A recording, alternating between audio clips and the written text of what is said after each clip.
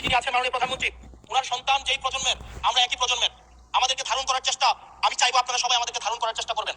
বিএনপির নয়, কেবল জামাতের নয়, কেবল এনসিপির নয়, আমরা একই প্রজন্মের, আমাদেরকে ধারণ করার চেষ্টা, আমি চাইবো আপনারা সবাই আমাদেরকে ধারণ করার চেষ্টা করবেন। বিএনপির নয়, কেবল জামাতের নয়, কেবল এনসিপির নয়, বাংলাদেশের মানুষের স্বার্থ, বাংলাদেশের মানুষের আকাঙ্ক্ষা, বাংলাদেশের মানুষের স্বপ্ন বাস্তবায়ন যেন আমরা করতে পারি। মাননীয় স্পিকার, মাননীয় স্পিকার, এই চেয়ার আমি অনুধাবন করতে পারছি জনগণ বিচ্ছিন্নতা তৈরি করে।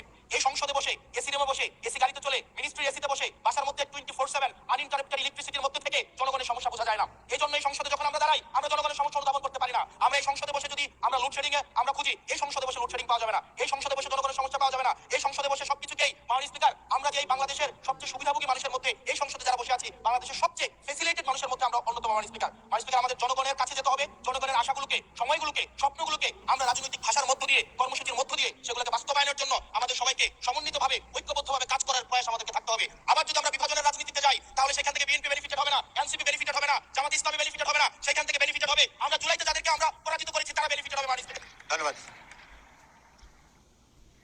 ওকে, লাস্ট মিনিট। সেজন্য আজকে এই সংসদে আমাদের একটা ন্যাশনাল এগ্রিমেন্টের দিকে যেতে হবে। আমরা পলিসির জায়গায় আমাদের বিরোধিতা থাকবে, পলিসির জায়গায় আমরা ডিসএগ্রিমেন্টের মধ্যে থাকবো, কিন্তু আমাদের একটা রেড লাইন টানা উচিত। এই লাইনটা আমরা ক্রস করবো না। আমরা যখন শুনতে পাই যে একটা রাজনৈতিক দলকে নির্মূল করার আহ্বান একটা সরকার দল থেকে আসে, সেই বাংলাদেশে আমরা মাননীয় স্পিকার ফিরতে চাই না।